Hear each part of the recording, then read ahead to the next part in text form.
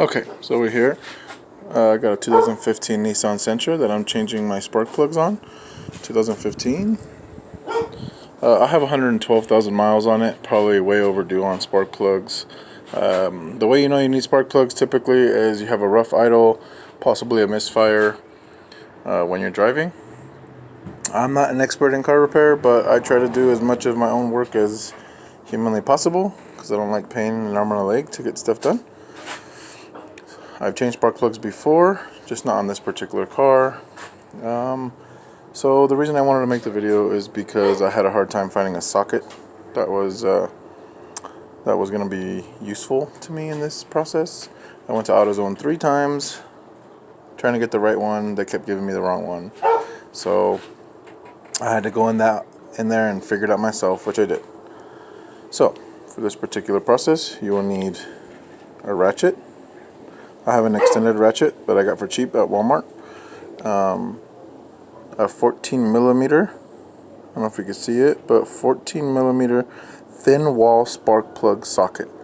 Remember, that's very important. You need a thin wall spark plug socket. Okay. You also need an extension. And to take off these terminals, you will need a 10 millimeter socket. And I already put one spark plug in, and that one I'm going to take out. And I just wanted to demonstrate how to tighten one.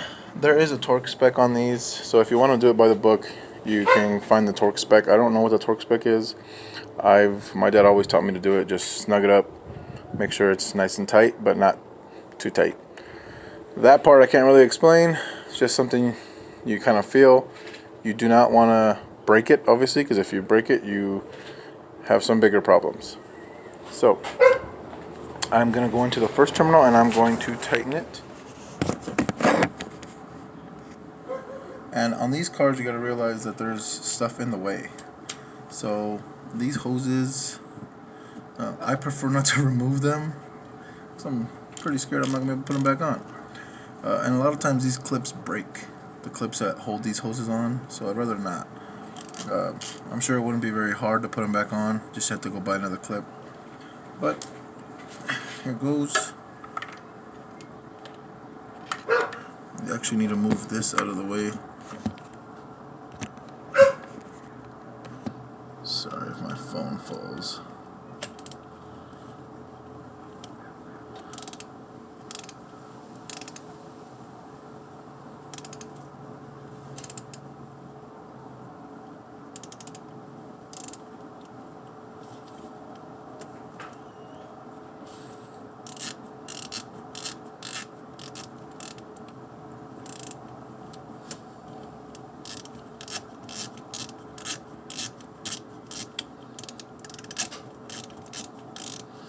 There's a lot of threads on a spark plug, so what I'm actually going to do is take off the ratchet, and you might just need to snug it up by hand first. I don't know if you can see. I'm just snugging it up like this, and once it gets a little tough, then I'll put my ratchet on it. And you don't want to over tighten it, you don't want to break it.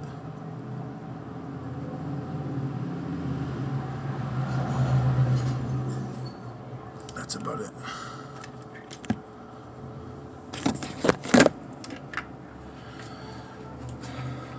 Oh, sorry guys. So that's how you tighten one. Now how to remove one. Same deal. You're gonna go down into this cavity here. Wait till it sets in there. You can feel it when it sets. Make sure you're going the correct way. I take my extender out like this. And I'm just going to give it one little bit of a yank. Slowly. And that one was a little rough. And when they've been in there a long time, they're going to be like that. So, let me position this right.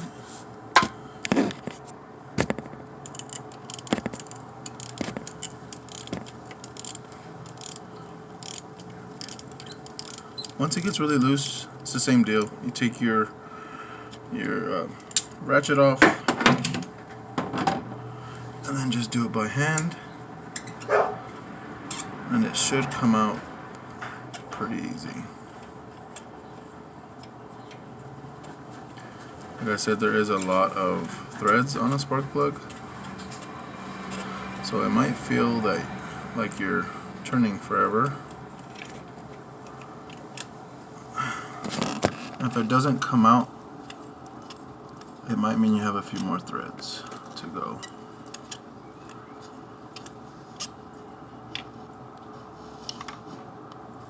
Oh, yeah, it didn't come out.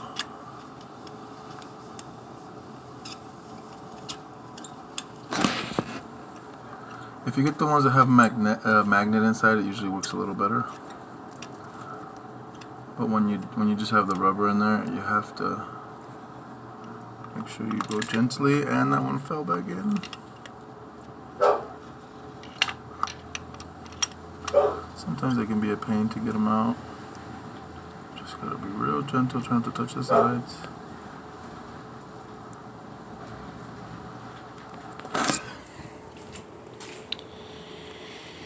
And as you can see, if you take a close look,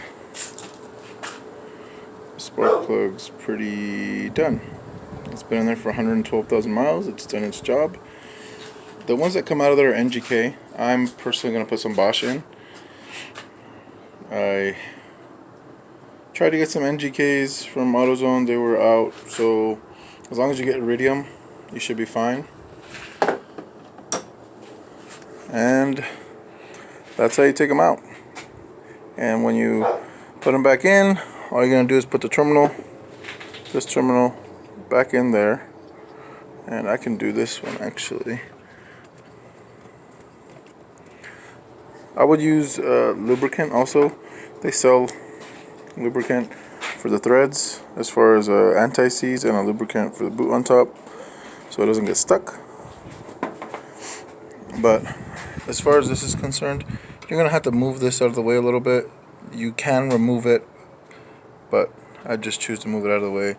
And you're going to put this back in there, line it up with that thread right there, and then just connect the electrical to it again. And then put this back in, tighten it up, and that should be done. Alright guys, hopefully that's helpful for you guys that have tried to change spark plugs on your 2015 Nissan Sentra. I imagine that between 13 and 15 is about the same. This is a Nissan Sentra SV. I know the SR's configuration is slightly different, but generally the same. It's going to be the same size for these nuts, or these bolts, and then the same size for the socket for your spark plug. Alright? And of course my kids in the background are causing a ruckus. Thanks for watching. Hopefully it's helpful, guys.